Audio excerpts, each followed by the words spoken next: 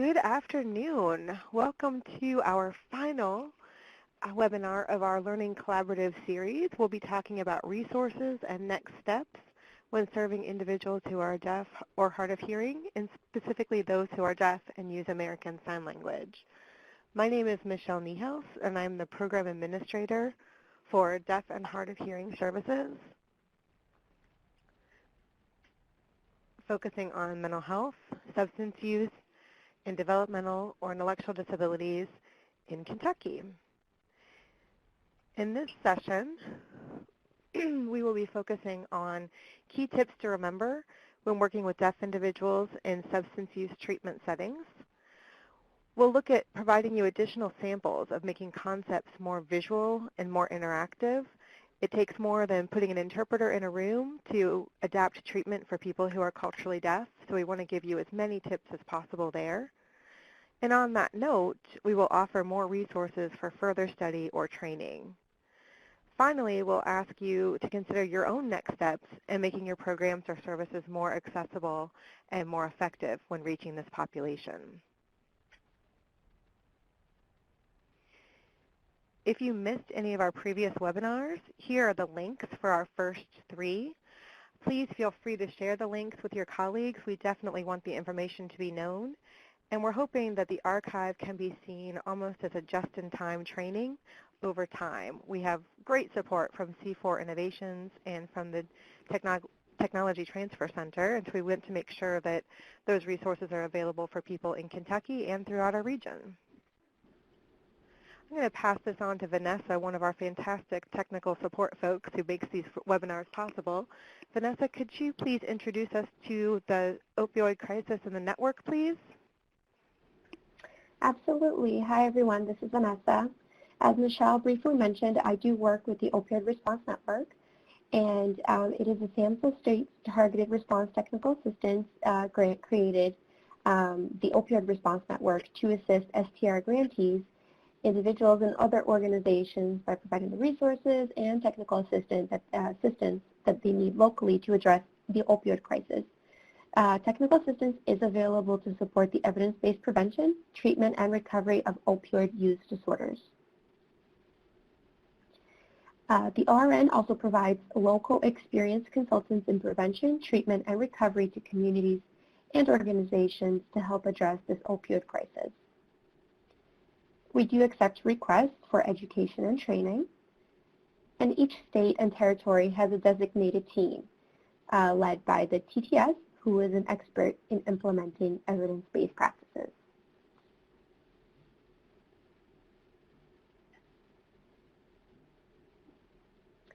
To contact the Opioid Response Network to ask questions or submit a request for technical assistance, you can visit our website or email or call us. Back to you, Michelle.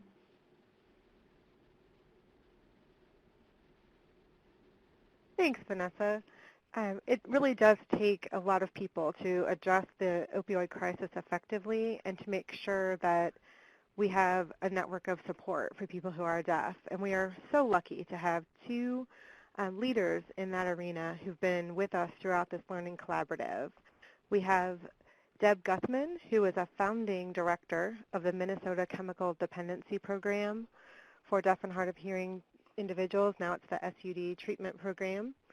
And we have with us Jesse Wilson, who is on the front lines right now establishing a program for people who are deaf in California.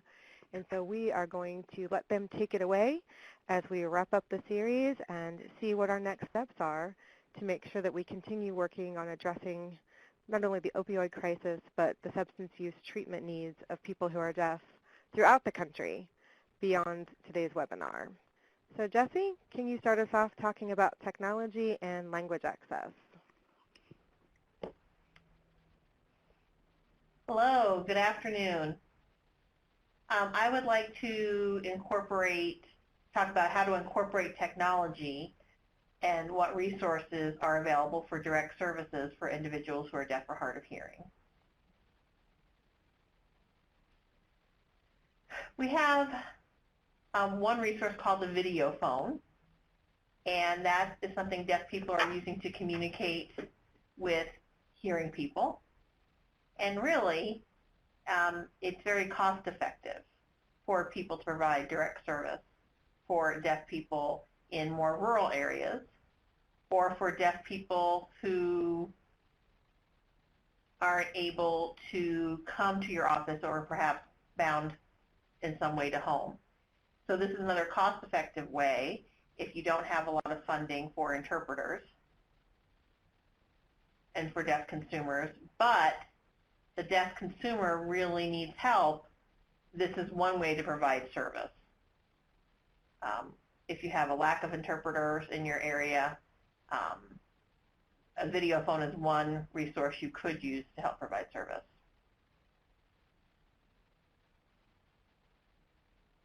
That would be having, using a video phone would be a remote service. You would call from your office and talk to the deaf consumer, and that would save you travel time and reduce no-shows.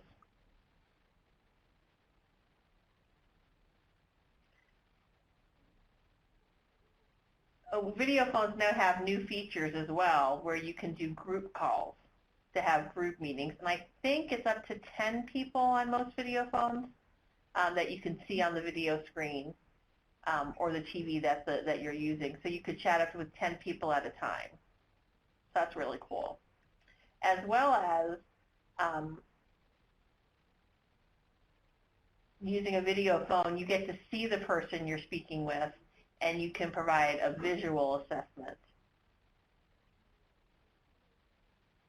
And having a video phone gives deaf people more options. Maybe they don't feel comfortable coming to your location, or they don't feel comfortable chatting through an interpreter. Using a phone might be more comfortable for them. Now, it sounds like a great deal, but there are some cons to that as well. Unfortunately, technology isn't perfect. There are issues that come up with download speeds being too slow, or glitches like freezing. And those are always things, when it comes to computers, sometimes the human interaction is missing. For example, the ability to touch, shake hands, hug the person. Having the people in the same room is always most beneficial. Also, with technology, it tends to isolate people a little bit more, perhaps. So there's also limitations with payment, because there may not, your license may, pardon me, the interpreter wants to clarify, there may be limitations to your license. You may not be covered to serve the area the deaf person is in, so you want to find out about that. There's also video remote interpreting and video relay interpreting. Oftentimes, perhaps, the interpreter's not as prepared. They're not used to that specific deaf individual that you're talking with, so they could struggle to understand the person when you're using video remote interpreting or video relay interpreting, and perhaps sometimes you may not always understand the interpreter. That can happen when you're not in the same location to get somebody you're familiar with. Oftentimes, when I'm working with somebody on the video phone with a consumer,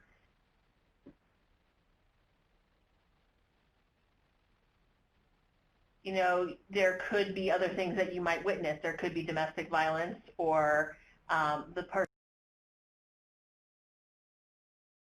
person may try to kill themselves.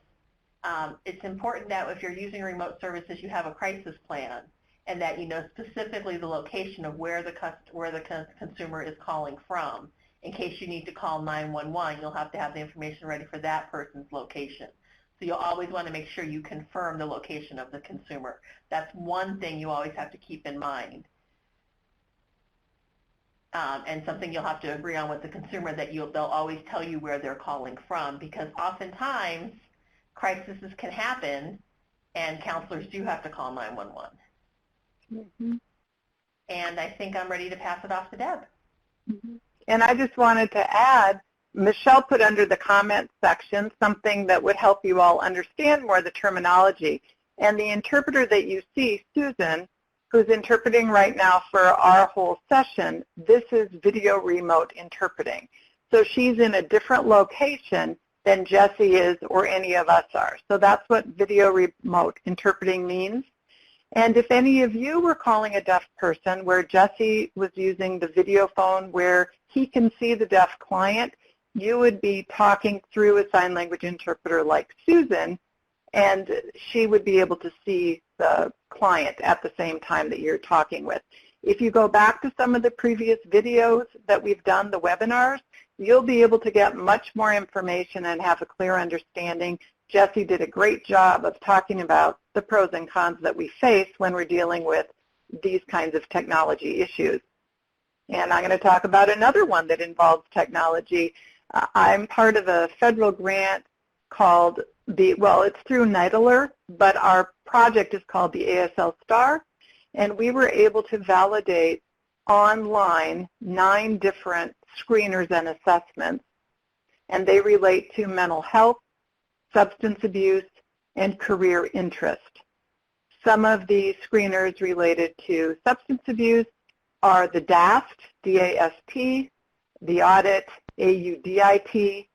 Some of the ones related to mental health are the Beck Depression Inventory, PHQ-9, GAD-7, the GAIN, so that if you went to this site that I have up online, you would be able to use in American Sign Language those screeners with your clients.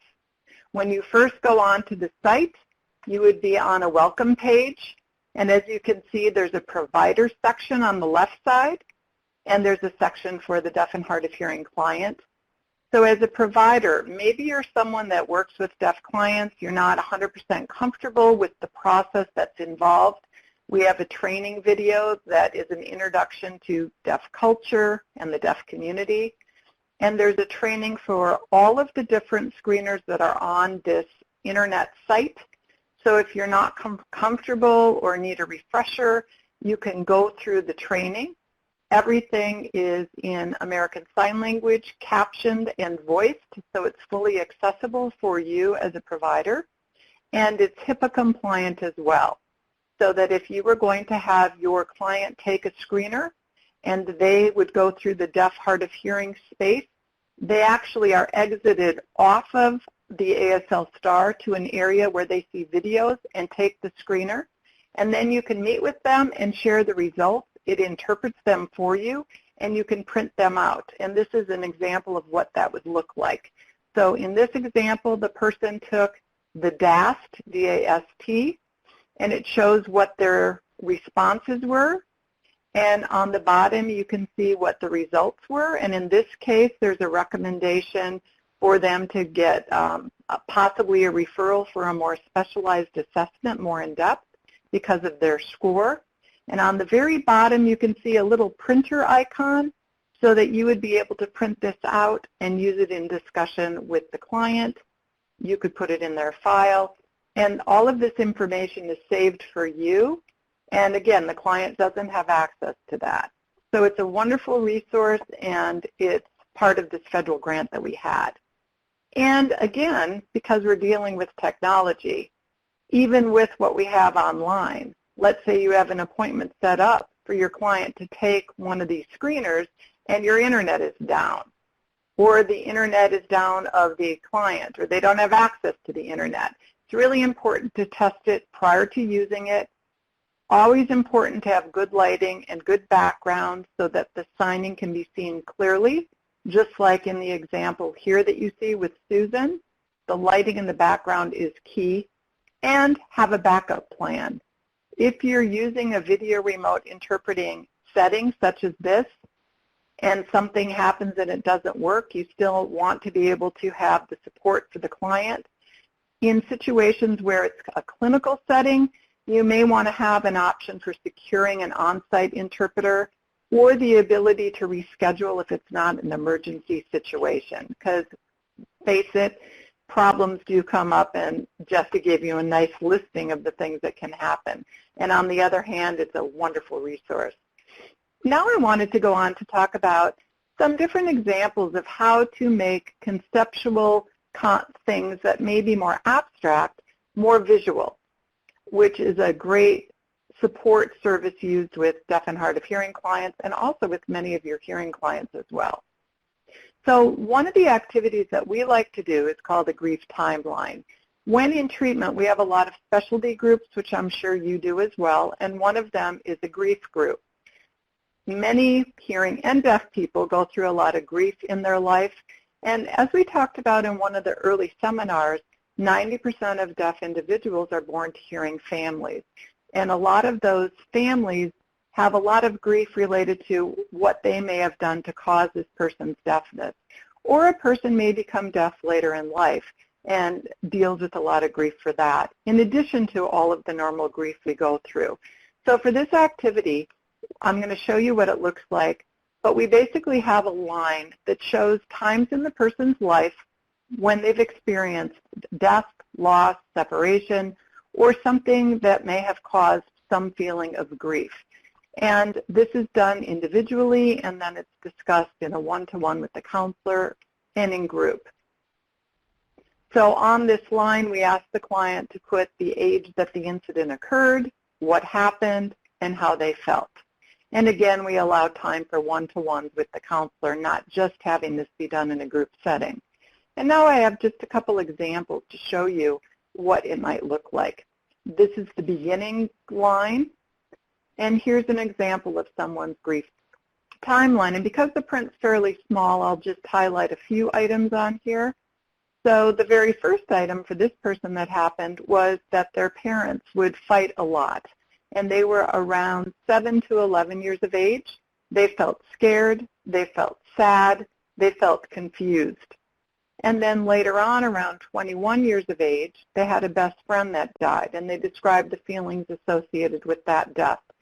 They were in prison several times, and they sold their body to get drugs and had a lot of feelings related to that.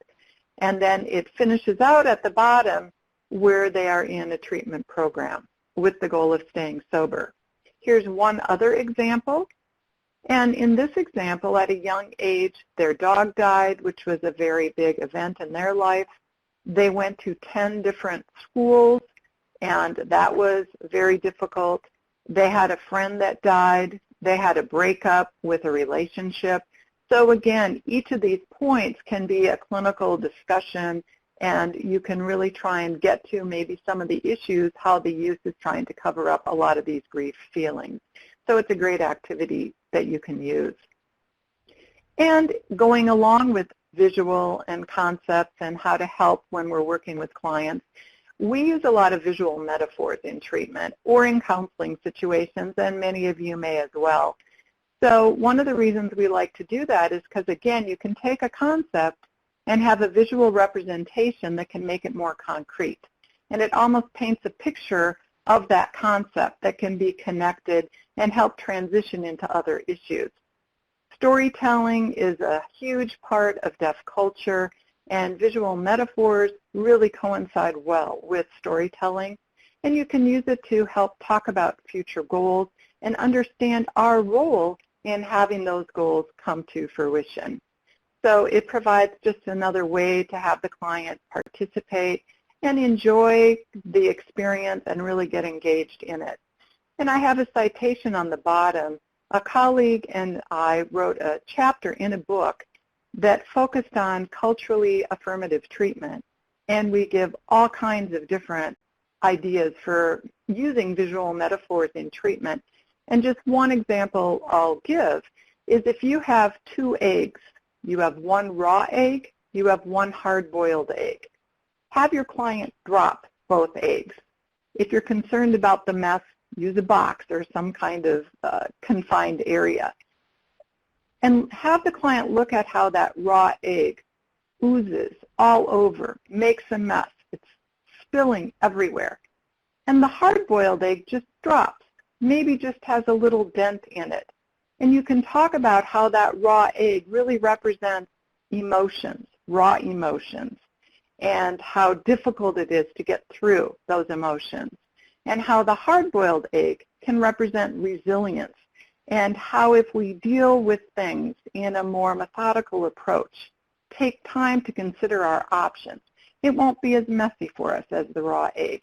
And you could use the raw egg and the hard-boiled egg in many, many other situations. We could spend hours talking about some of the great visual metaphors that could be used, but for the sake of time, we're just going to highlight a couple. The next one that I thought I would share with you, we call In the Palm of My Hand. And if you think about the Serenity Prayer, again, some of the concepts can be challenging. So one of the things we like to do is to take that concept and make it more concrete. So what we do is we start out by having the client list a problem, a challenge, or a concern on a sheet of paper and write down as many things as they can think of. And then take your hand and trace your hand. And what we're going to have them do is on the inside of their hand, they're going to write down the things they can control. And on the outside of their hand, they're going to write down things they cannot control. So here's a larger picture. Now this particular client had been in college, and because of their youth, they were in jeopardy of not being able to continue to get any kind of financial support from their vocational rehabilitation counselor to continue in school. So on the inside of the hand, they wrote down things that they can control. They can take responsibility to read the syllabus. They can ask their professor for help. They can go to class. They can lie less. They can ask the vocational rehab counselor for another chance. They can try and go to social places that are sober and don't involve alcohol and drugs. Some things they can't control, because of the things that had occurred, they can't control that their vocational rehab counselor is now angry with them. You can't control that your mother may be angry with you, or that the interpreter doesn't believe you because you consistently don't show up for class, or that you've made many mistakes that you can't take back, that it's basically water under the bridge. Or if the professor thinks you're not smart and thinks that deafness can be equated to being not smart because of the actions that you may have done. So this again is a way to make these concepts much more visual. And then one last visual example, especially given the football season and what's happening currently, is looking at football games and putting a relationship with sobriety. So in this example, you have your clients create a football field, and you can make it by using a cardboard box or a sheet of paper. You can kind of get as involved as you want to. But basically, what you want to do is take football terms and have them symbolize sobriety. So for instance, some examples. Offense, taking action. Defense, resisting temptation. Protective gear, taking care of your body. Money, making a good living and buying things that you want or need. The goal line, having goals and being able to reach them. And skipping down, your team, who you get support from. The other team, challenges that you're going to face. Your fans, family and friends, people who support you. Your coach, a sponsor. Your touchdown or field goal, the success you have. So this is just another example how you can take really anything in life and try and make it as visual as possible. And now I'm going to turn it back over to Jessie. That was great information, Deb. Thank you. So you can see how these examples could also work using role play as a visual activity. Deaf people are very, very visual. So sometimes, often, when there's one person presenting, maybe the concept isn't clear to the deaf person. So when you're using role play, it becomes important that is an important tool for deaf person's treatment. So it also can apply to hearing people. They can use role play as well. One example that I typically use in my program would be an interaction between a mother, a user, and a police officer. And this will help the client gain a different perspective between the people involved.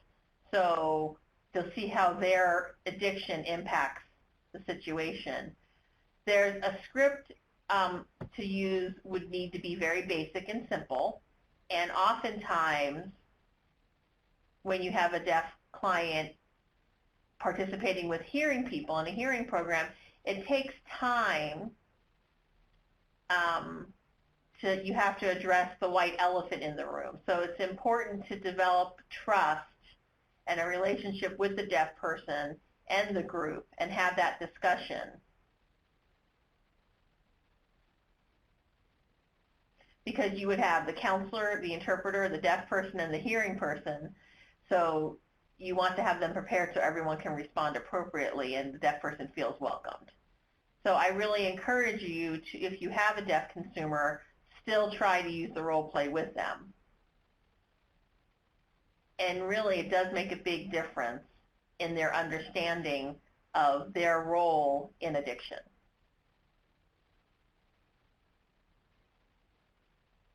There are several videos that you can use as a resource in American Sign Language.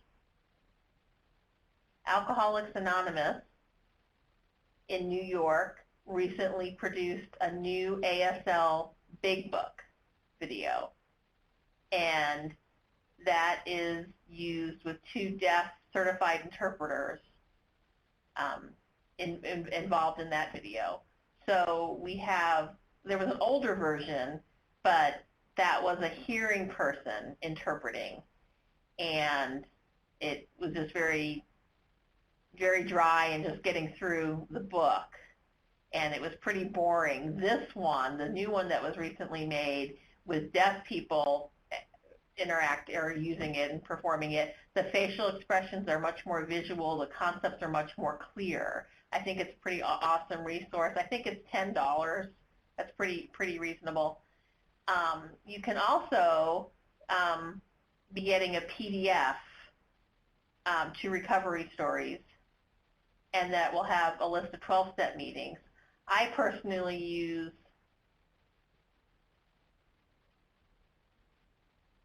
the intrusive role play.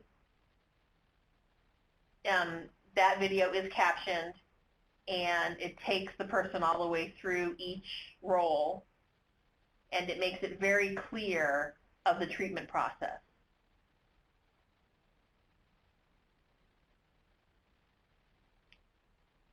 And since it is very visual, deaf people it can be very beneficial to deaf people.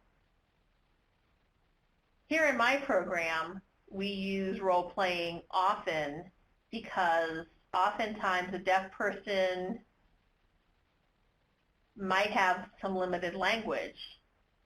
They've maybe never been in a deaf program before. They still have, even in a deaf program, they still struggle sometimes with communication. So taking a basic concept and having it explained using role play oftentimes in our group helps apply the concept. We'll also use a whiteboard, get the biggest one you can find, and with different color markers, and we'll draw pictures. And when they don't understand the concept, we'll make a pictorial version to help explain what we mean. Or we'll use the vocabulary to explain the different concepts and break that down to make sure deaf people can watch and understand or take their own notes and make sure they have the right vocabulary to use in treatment. We also use a projector with a big screen, and we'll play the movies with captions on them. And in group, I typically use a visual idea, and we'll have magazines, and we'll have people cut them out and make a collage to help confirm and understand the concept, maybe relating to their addiction journey, or wanting to tell, to explain what happened in the past up till now. So it helps give them a pictorial experience of their journey.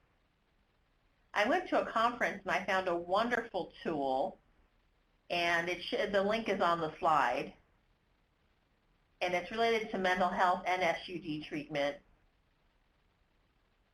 And it's a spiritual card where you could have different topics. One could be about emotions, and you pass out the cards to everybody. One card to each person in the group. And then on that card would be a very simple explanation, a few lines, and then the deaf person could read the card. It's easy to understand. And then you ask them, what does it mean? And how can you relate to what the card says? Or tell me one way that idea benefits you. And it's a really great way to start the conversations.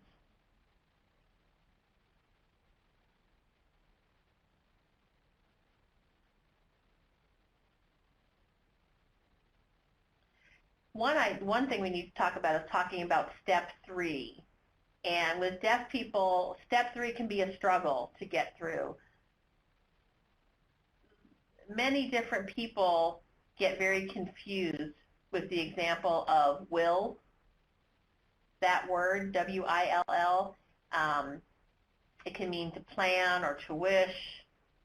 Deaf people oftentimes misunderstand this concept, even in sign, of will, being willing to do something, and will as in future.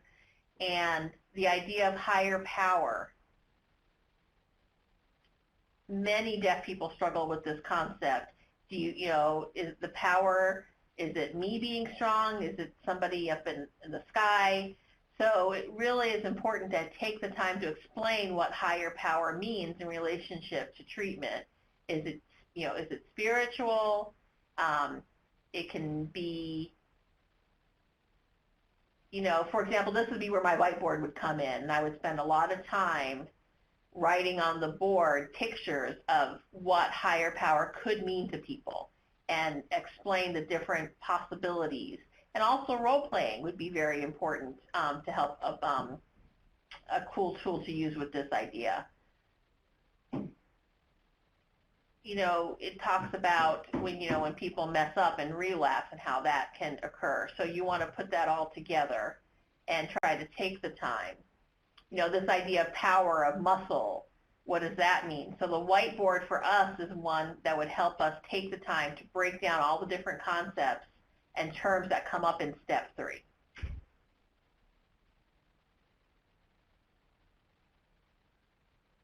And I'm going to turn this over for Deb. Yep. Thanks, Jesse.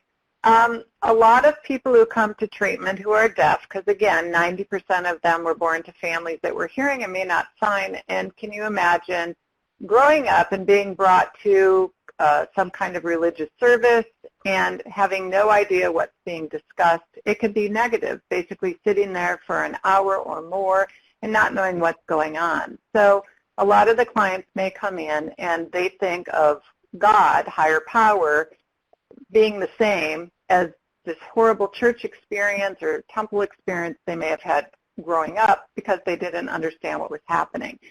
So one of the big things is to make sure that the client has the power to determine what higher power means to them.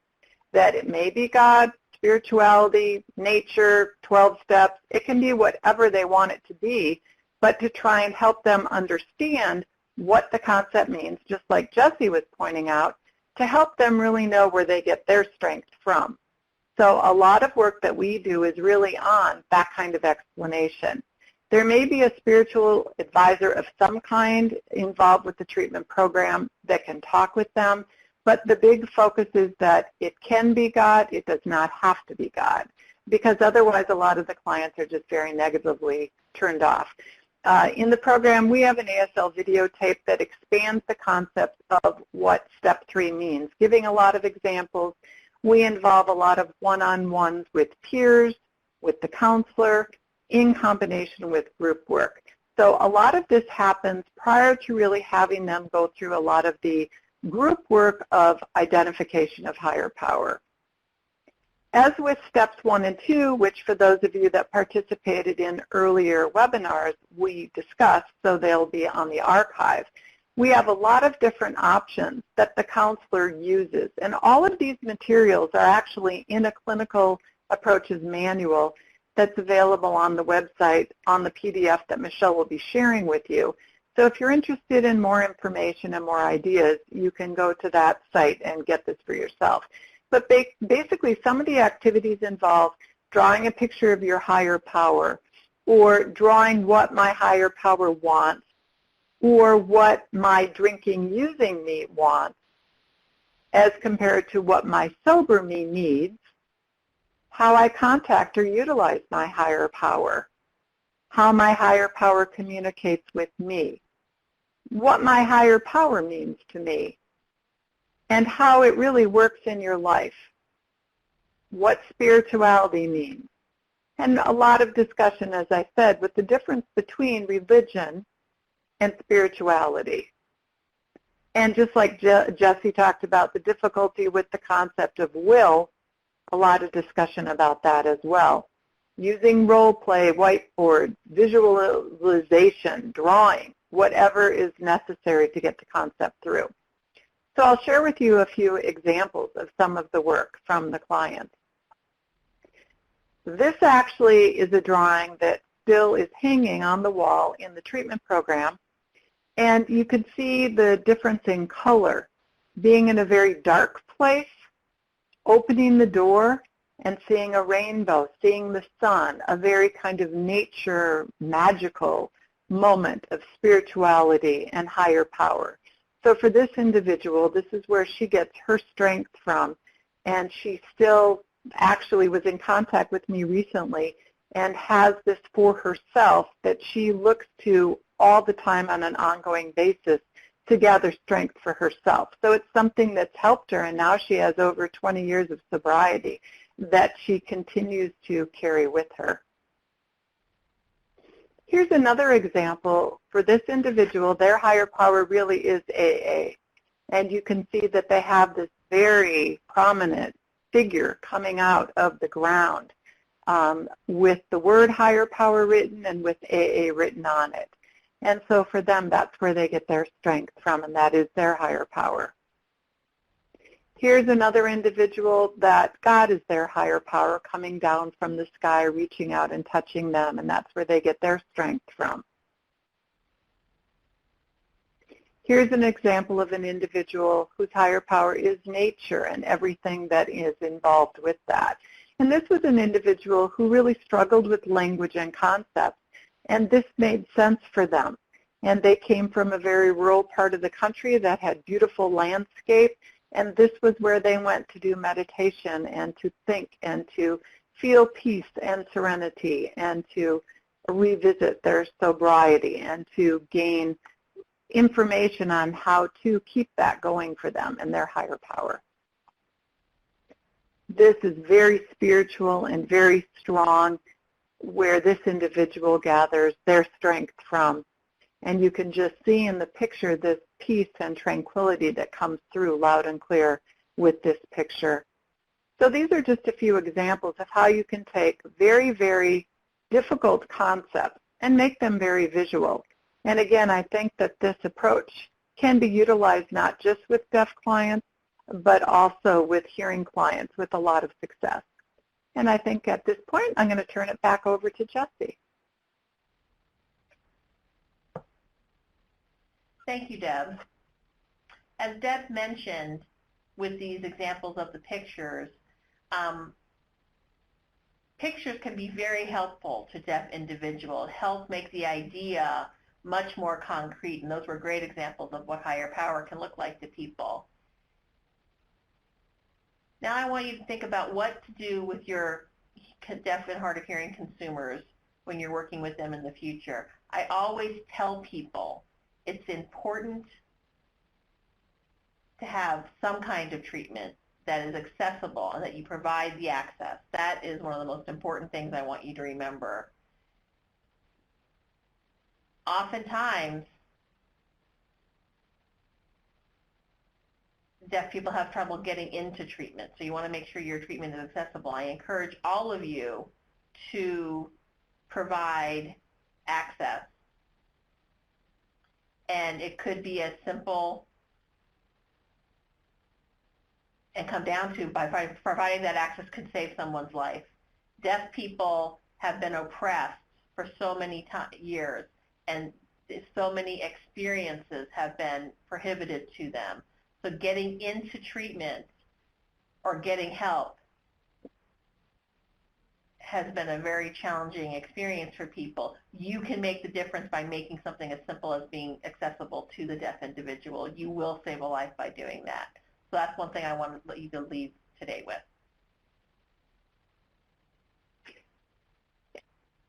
And Michelle? I'm going to add a couple things. I think I'm going to add a couple things, some final thoughts as well before turning it over to Michelle, if that's okay. I wanted to, again, just thank everyone in Kentucky and for the supports offered by SAMHSA to be able to have Jesse and I share with you information that's important so that in the future you can look back at what we've shared with you and have a refresher or hopefully share it with other colleagues that you work with and understand some of the complex issues that are involved when providing service to this population. I think it's one takeaway I hope that you bring with you is the need to have the expansion of the concept. So as Jesse was talking about some of the really challenging concepts, just saying the word isn't enough, but taking that concept and expanding it in any way possible. So if you're talking about someone having a DUI, being very visual with demonstrating what that means, what that term means. If you're talking about concepts such as consequence, what a consequence is, that it's when something bad happens, not assuming that a term is, the definition is understood, really trying to take special effort to expand that concept, have the client repeat it back to you to make sure they're understanding what's happening. That being said, that means that things are going to take longer to explain to a person who may be deaf or hard of hearing. And be sure that you have that time set aside. It's better to have more time and not need it than not have enough time set aside and not be able to really be sure that the client's following the information that you're doing. And just for you to be aware that culturally, storytelling is very important in deaf and hard of hearing community and within the culture. So even if you ask a very simple question, understand that it may be expanded by the deaf person and you may get much more information than you had thought at times. So a very simple question such as, how was your morning, can become very detailed with very specific information that you may not have assumed you would get, starting with, I woke up, I brushed my teeth, I went to the bathroom, then I went and ate, laying out exactly what was eaten. So just to be aware that storytelling and expansion from either side is part of culture. And be creative. We've tried to share with you some different things that we do when working with clients, and step outside of the box. If you're working with a client and you know you're just not getting there, how can you make that information more visual? How can you do things that maybe you hadn't done before that might work for that individual to understand that concept? Hopefully those will be some takeaways with you, and the next time that you have a deaf or hard of hearing person in the program that you work, you'll remember some of the things that we've shared with you today. Michelle. Thank you so much, Jesse and Deb. I know that you have a wealth of experience and knowledge, and asking you to summarize those into tiny boxes and webinars that last an hour is almost unfair to you. So I thank you that you've been willing to think outside the box and then also to present to us inside of a box with these webinars for the last few months. Just to reiterate a few of the things that Jesse and Deb said, it's very important that we all know that communication is the responsibility of everyone when engaging with a person who is deaf or hard of hearing. It's not only the responsibility of the interpreter, but rather it's everyone's opportunity and everyone's responsibility. For those of you who are worried about the financial piece, we can have further conversations around that. It can be more expensive to serve a person who is deaf or hard of hearing when you're providing appropriate access. And some of the things that are available include Department of Justice tax incentives, for providing ADA accommodations. We also here at the Division for Behavioral Health offer funding for community mental health centers that are providing language access. So those are some things to keep in mind.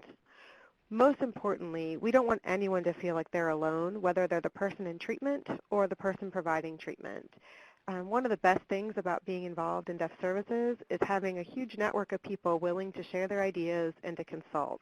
So we really do encourage you to use our contact information that's available at the end of the PowerPoint. Because I think that it's very helpful to reach out and to share ideas. It's not a sign of weakness, but rather a sign of strength, I think. We're asking the people we serve to ask for help. We certainly should do the same. So as we look at closing up our conversation, I love the fact that you're already looking forward to trying some of the strategies. I see that some of you are going to try collages and drawing. And I will tell you from personal experience, the drawing does not have to be good. I am horrible at art. Yet, usually if I get up there and draw on my dry erase board, it opens up other people's willingness. It's kind of like, oh, if she's doing it and she's this bad, I may as well try too. Or you can do things like Jesse said and use cutout magazine pictures. There's so many ways you can do it. What we found in using some of these strategies, too, is that in Kentucky, unfortunately, literacy is a problem for hearing and deaf people. And so a lot of these visual strategies, role plays, and metaphors make it more accessible for everyone. So it becomes almost like a universal design approach to providing substance use treatment.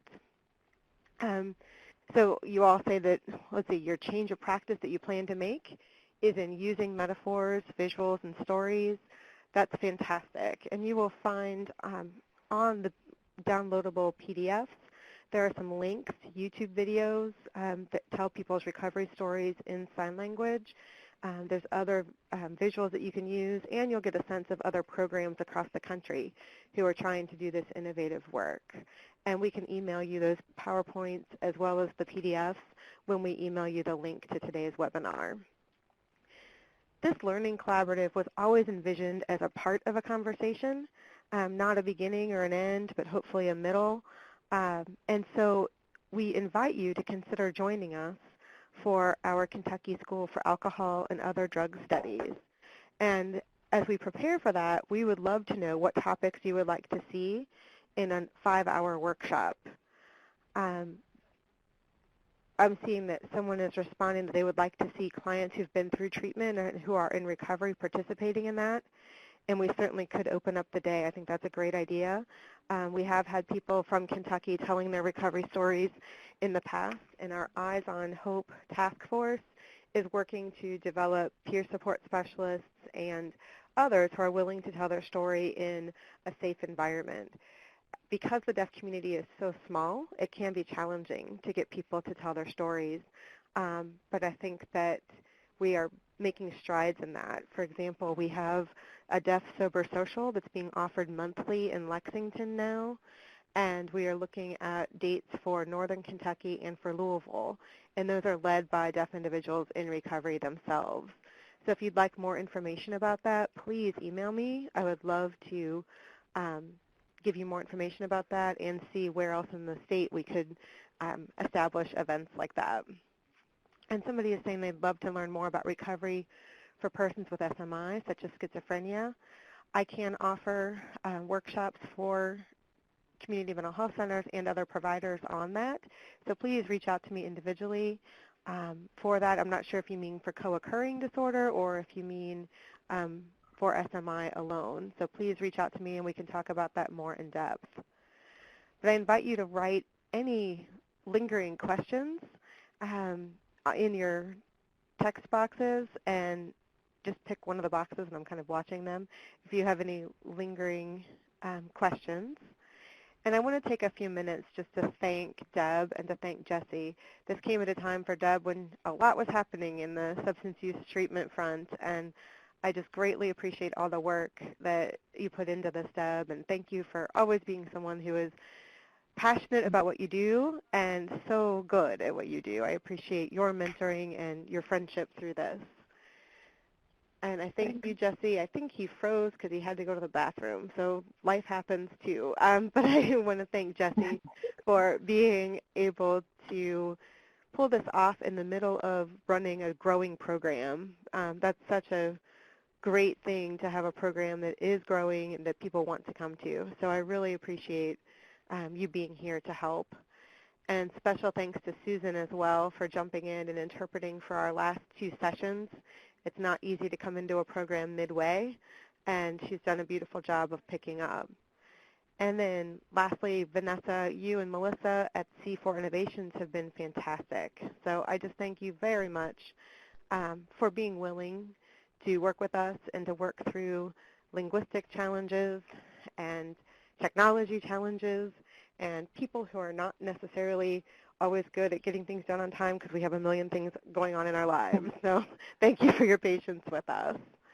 I do encourage all of you to think about, after you hang up, not only going to the bathroom and eating lunch, but also thinking about where you can go and where you will go for assistance when you serve a person who's deaf, and thinking about what you will do differently as a result of being in this webinar. We can provide free workshops in person or online through our division.